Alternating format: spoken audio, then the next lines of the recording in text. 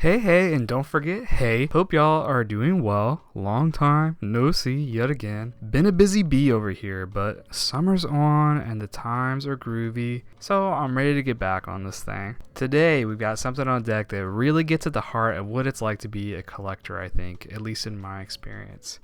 i.e., finding those little gems. Really getting out there and hunting for that deal, that overlooked puppy, you know. That's what it's all about. The subject of today's review did not cost an arm and a leg. It cost a whopping $38. And while relatively old, it's more neo-vintage than vintage. Hailing from the year of our Lord or whatever, 1992, it's a two-tone Pulsar day date. Elephant room time, let's get it out of the way.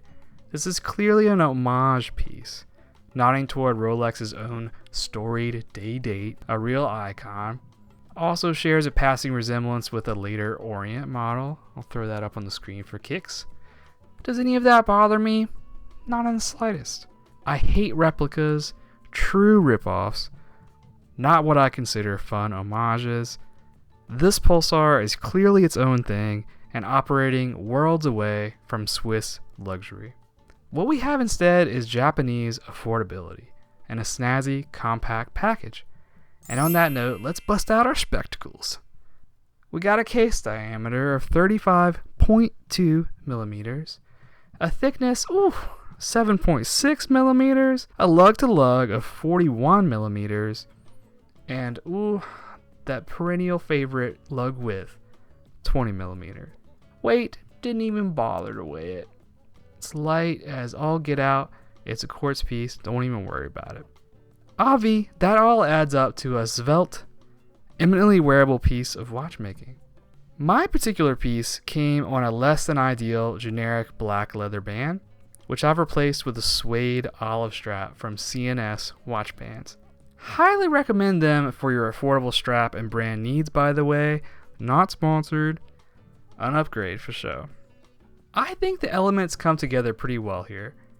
Fairly simple case shape, gold tone, fluted bezel, and baton indices with a matching handset. There's even a handsome wee gold dot tastefully marking the 12, separating the printed branding and day window.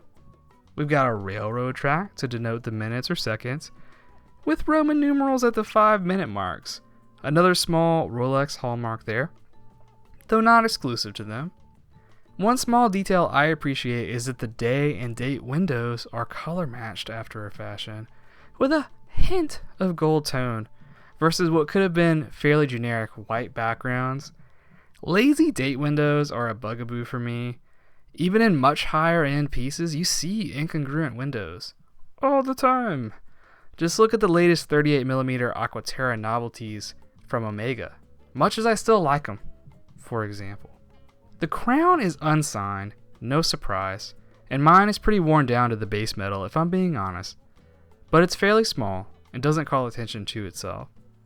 Screw down case back with some basic info and branding, housing the Japanese quartz movement. RE the movement, it's very simple to quick set the day, date, and time, which I appreciate. Not always the case with older pieces, though that's more of an issue with truly vintage mechanical pieces. While I'm down in the nitty-gritty, I might as well touch on some deets that aren't that spectacular.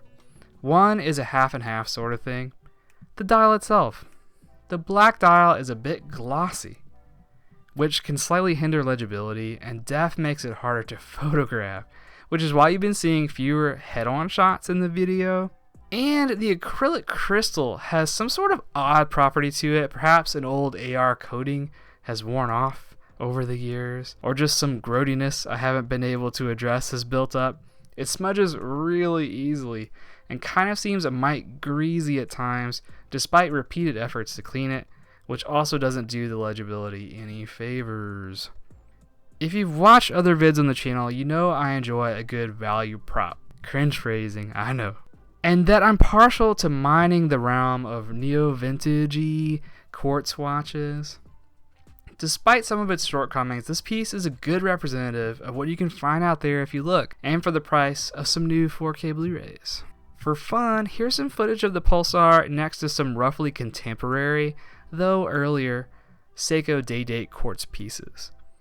Most def, very different vibes, and the Pulsar was the cheapest of the three nowadays by a bit, but all were very affordable and I believe some interesting, lesser loved snags.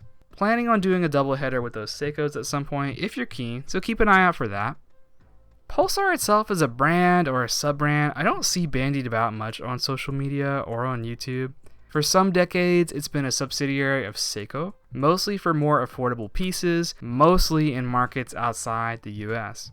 So if you want to see some new stuff, maybe poke around on the old eBay for a bit, using that, brand as a search term.